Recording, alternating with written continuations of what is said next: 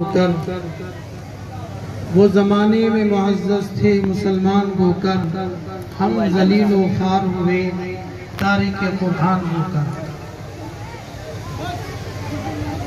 Stage पर तशरीफ़ फरमा गिरामी क़द्र उलमाए किराम, असातिज़ा इज़ाम और जलसेगाह में तशरीफ़ फरमा मुअज़्ज़ज़ व मोहतरम सामिईन व हाज़िरीन,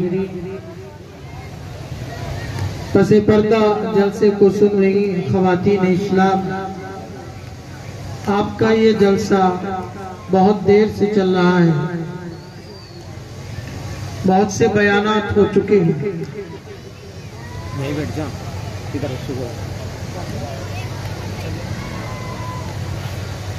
उन बयानात से हमें बहुत कुछ हासिल हुआ, दीन व ईमान में इजाफा हुआ, जहालत की जुल्मत दूर हुई, इल्म की रोशनी हासिल हुई। मदरसे का ये सालाना जलसा जिसमें आप अपने मदरसे के बच्चों के मुकालमे, नज़में और नातें और तकरीरें भी सुन रहे हैं और अंदाजा लगा रहे होंगे कि आपके इस मदरसे में आपके बच्चों पर मदरसे के असातिज़ा किस कदर मेहनत करते हैं। स्टेज पर आकर बोलना, तकरीर करना, ये बड़े जिगर गुर्दे का और हिम्मत और हौसले का काम है। आपके बच्चों को इस काबिल बनाना कि वो स्टेज पर आकर आपको दीन की बात सुना सके, तकरीर कर सके, नमाज और रोजे के मसाइल बता सके, नमाज के फराइज बता सके, गुस्ल के फराइज बता सके, रोजे के फराइज बता सके, नमाज का तरीका बता सके, कुरान के रुकू सुना सके, नज़म और नाच सुना सके। ये आसान काम नहीं है। इन बच्चों के उस्तादों ने इनके साथ शब रोज मेहनत की, रात दिन मेहनत की, इनको रटवाया, इनसे सुना, एक दफा नहीं सुना, दो दफा, बार बार सुना, तब जाकर आपके बच्चे इस काबिल हुए। हमारे ये मदरसे दीन और ईमान के किले हैं, ईमान और कुरान की हिफाजत के असबाब और जराए में से अहम जरिया है।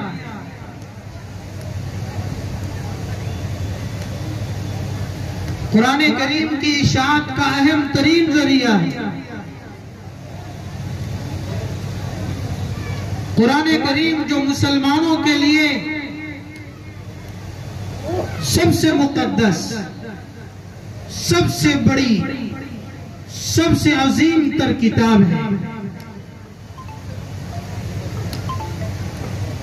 जिसको दुनिया की कोई ताकत मिटा नहीं सकती।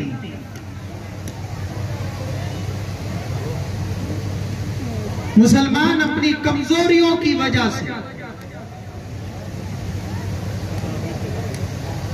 ज़वाल पजीर हो सकता है, खत्म हो सकता है, लेकिन मुसलमानों का जो कुरान है, इसको दुनिया की कोई ताकत न खत्म कर सकती है, न बदल सकती है।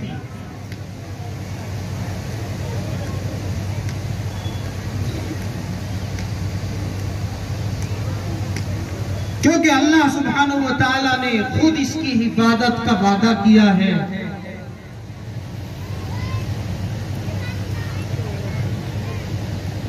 इन्ना नहनु नज़्ज़लना ज़िक्र व इन्ना लहू लहाफ़िज़ून। सुनो, कुरान हमने उतारा है और हम ही हैं कुरान के मुहाफ़िज़।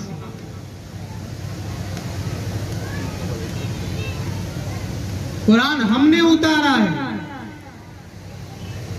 और हम ही हैं कुरान पाक की हिफाजत करने वाले।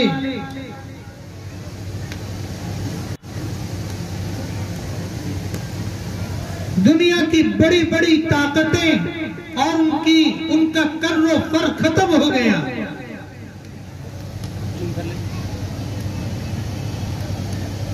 1400 साल में न जाने कितने इनकलाबात आए, कितने तगय्युरात आए, शहरों के नक्शे बदल गए, मुल्कों के टुकड़े हो गए, मुल्कों के नक्शे बदल गए। लेकिन इस बदलती हुई दुनिया में 14 सदियां गुजर जाने के बाद अगर नहीं बदल सका गए तो अल्लाह का कुरान नहीं बदल सका है, क्योंकि अल्लाह सुब्हानहू व तआला खुद इसका मुहाफिज है।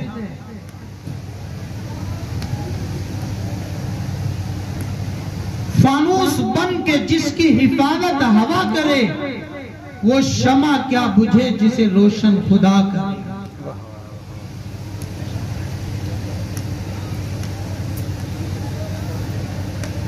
इस शमे इलाही को 1000 तूफान चल जाए, लेकिन इस चराग को कोई बुझा नहीं सकता।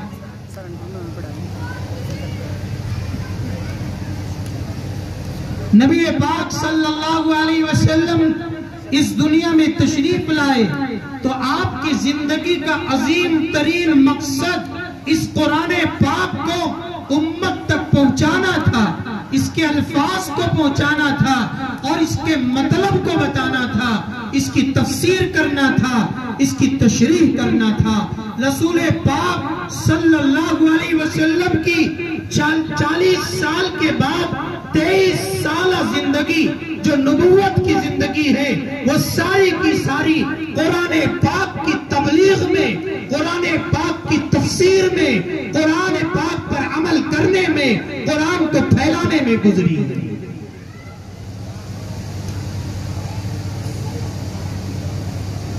खुद अल्लाह सुब्हानहू व तआला ने आपकी जिंदगी के जो मकासिद बयान किए हैं, उन मकासिद में अजीम मकसद ये है, यतलू अलैहिम आयातिका व युअल्लिमुहुमुल किताबा वल हिकमता व युज़क्कीहिम। आपकी जिंदगी के 4 बड़े मकसद थे इस दुनिया में आने के। पहला मकसद तो ये था अल्लाह का ये कलाम अल्लाह से लेकर उम्मत तक पहुंचाना, और दूसरा मकसद ये था फिर इस कलाम का मतलब बताना, और तीसरा मकसद ये था इस कलाम की रोशनी में उम्मत को हर एतबार से बुलंदियों पर पहुंचाना। आप हमें बिल्डिंगें बनाने के तरीके सिखलाने नहीं आए थे। आप दुनिया में पुल कैसे बनाएंगे, बिल्डिंगें कैसे बनाएंगे, अस्पताल कैसे बनाएंगे, कारखाने कैसे बनाएंगे, टेक्नोलॉजी, ये उलूम आप सिखलाने नहीं आए थे।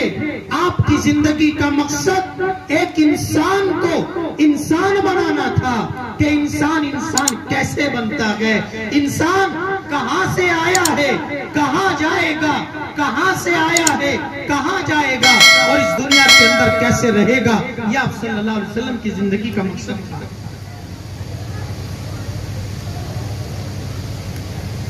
कुरान पाक की तबलीग और तशरीह में आपकी सारी जिंदगी गुजरी है। अम्मा आयशा रज़ी अल्लाह ताला अन्हा से कि एक मर्तबा किसी ने पूछा, अम्मा हुजूर अलैहिस्सलातु वस्सलाम की जिंदगी के मुतालिक कुछ बताइए, आपके किरदार के मुतालिक, आपके अखलाक के मुतालिक, आपकी शब रोज की जिंदगी के मुतालिक कुछ बताइए।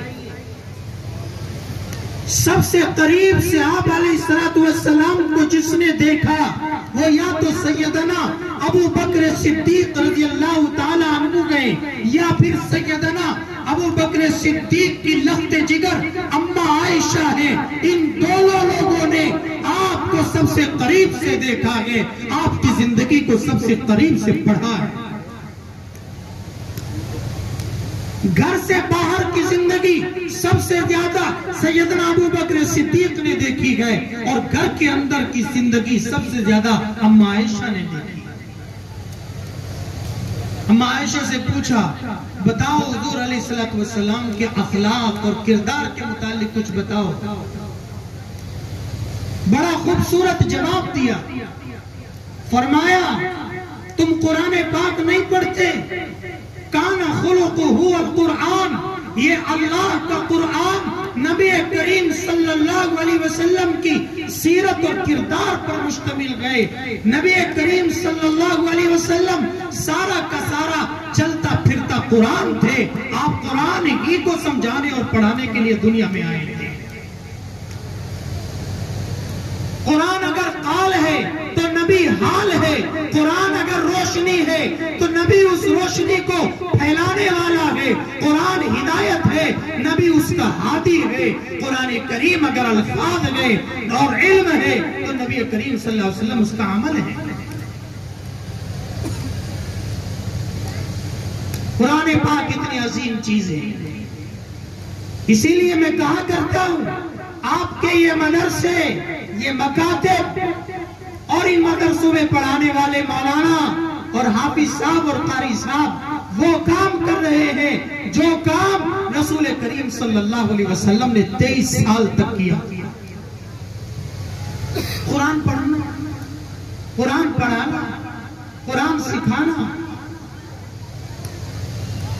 कुरान की इज्जत और अजमत क्या है? आज तक हमारे और आपके दिल में कुरान की इज्जत और अजमत बैठी नहीं।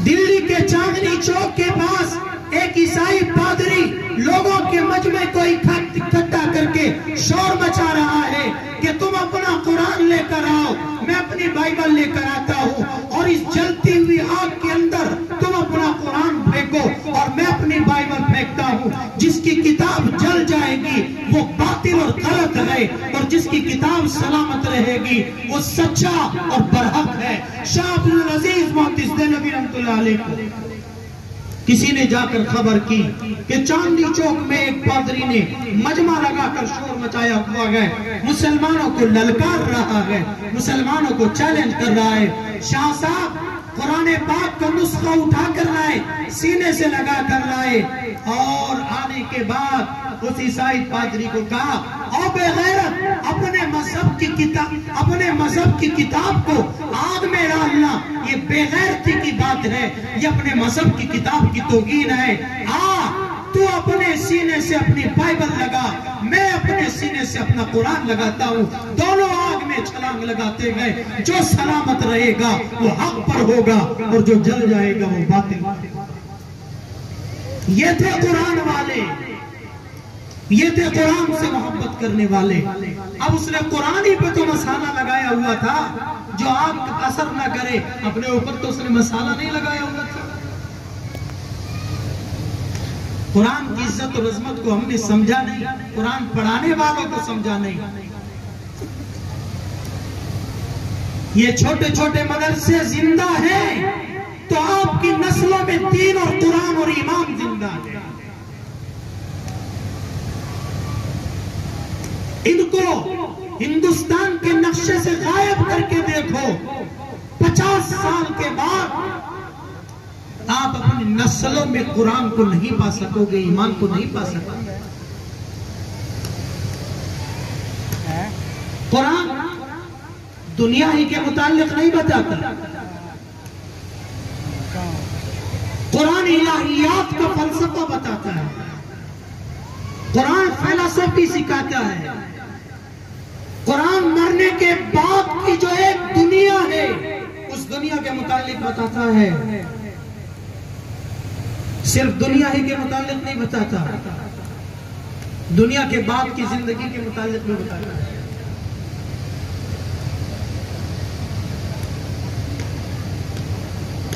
इन मदरसों में कुरान पाक पढ़ाने वाले हमारे मोहसिन हैं,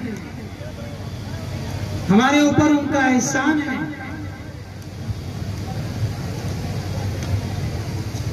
उनकी इज्जत करना सीखिए, उनको इज्जत देना सीखिए,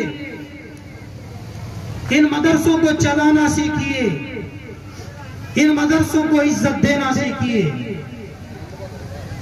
अल्हम्दुलिल्लाह अब अब हमारे उलमा इस ताल्लुक से भी फिक्रमंद हैं कि हम अपने बच्चों को अपने ही मदरसों के अंदर हिंदी, इंग्लिश और हिसाब भी सिखलाएंगे। इसकी फिक्रें हो रही हैं, इसके लिए कोशिशें हो रही हैं। इसीलिए आपके भरपूर ताआवुन की जरूरत इन मदरसों के अंदर है, ताकि इन मदरसों के अंदर जहां कुरान पाक सिखलाया जाए वहां बुनियादी तालीम, जरूरी तालीम, जरूरत की हद तक हिंदी, इंग्लिश और हिसाब को भी सिखलाया जाए। इसके लिए फिक्रें की जा रही है। तो मैं अर्ज कर रहा था कि कुरान पाक को अल्लाह ने उतारा है और अल्लाह इसकी हिफाजत करने वाला है, और कुरान पाक को दुनिया की कोई ताकत खत्म नहीं कर सकती। कुरान बाकी रहेगा, कुरान महफूज रहेगा। घर में बड़ी औरतें चक्की चलाया करती हैं, अब तो रिवाज ही खत्म होता जा रहा है। लेकिन अब भी आप में से बहुत से लोग होंगे जिन्होंने घर में हाथ से चलने वाली चक्की को देखा होगा। देखा है भाई, देखा है हाथ से चलने वाली चक्की। आइंदा 50 साल के बाद वो लोग भी चले जाएंगे जो हाथ से चलने वाली चक्की को देखने वाले हैं। अब तो होम मिनिस्टर साहब से भी हाथ की चक्की नहीं चलने वाली। हमारी और आपकी घरवालियां आप उतनी मेहनत का काम नहीं करती। कोई घर की बड़ी होगी जो आज भी घर की चक्की चलाया करती होगी हाथ की, तो उसके अंदर अगर आपने देखा एक बीच में एक किल्ली होती है, उसमें अनाज डालते हैं और उसको चलाते हैं। दाना चक्की के 2 पार्ट के बीच में आकर पिसता है और आटा बनकर बाहर आ जाता है। लेकिन पिसाई पूरी करने के बाद घर की औरतें जब चक्की की सफाई करती हैं और ऊपर का पार्ट उठाती हैं, तो आपने देखा होगा कि चक्की की किल्ली के पास कुछ दाने लगे रहते हैं।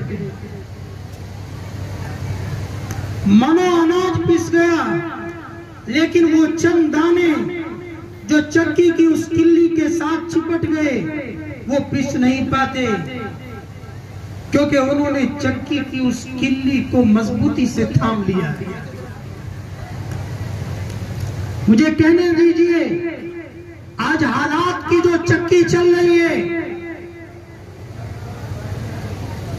जो हालात आ रहे हैं, इन हालात से निकलने का रास्ता सिर्फ और सिर्फ चक्की की किल्ली कुरान पाक है। अगर आप कुरान पाक से चिपट जाओ, कुरान करीम को सीने से लगा लो, कुरान करीम के ahकाम पर अमल कर लो, कुरान करीम को अपनी जिंदगी में उतार लो, तो हालात की इस चक्की में आप पिस नहीं सकते। सरकार दो आलम सल्लल्लाहु अलैहि वसल्लम ने एक बार फितनों का जिक्र किया। सहाबा ने पूछा, इन फितनों में हिफाजत का रास्ता क्या है? आपने फरमाया, इन फितनों से हिफाजत का रास्ता रब का कुरान है। जिसकी जिंदगी में कुरान और कुरान की तालीम होगी, हालात उसका कुछ नहीं बिगाड़ सकते। लेकिन कुरान करीम को थामने का मतलब क्या है? कुरान करीम को थामने का मतलब ये है क्या हम और आप कुरान करीम के ahकाम पर अमल करने वाले। बुनियादी तौर पर हमारी कमाई हलाल हो। कुरान सूद से मना करता है तो हम सूद से बाज आ जाएं।